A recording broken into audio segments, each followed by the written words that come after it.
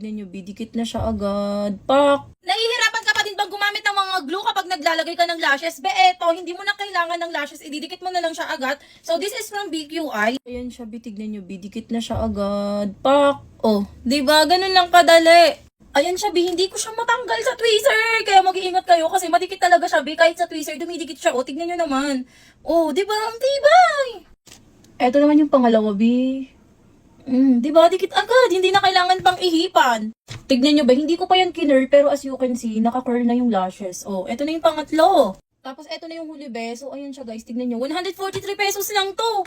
Tapos, 100 pieces na yan. 10 layers yan. Tapos, 10 layers din pababa. So, 100 pieces siya, And, titignan nyo. Ang tibay niyan. And then, after nyo siyang idikit, ganyan nyo siya para talaga dumikit siya sa totoo yung lashes.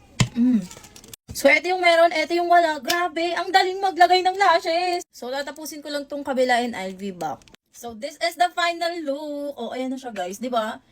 Sobrang, natural looking lang yan, Hindi siya makapal, hindi siya manipis. As in, sobrang natural, walang halong chemical. Ganon. Diba? So, dito yung itsura niya sa ilalim, Ayan, ang ganda, ang seamless, diba?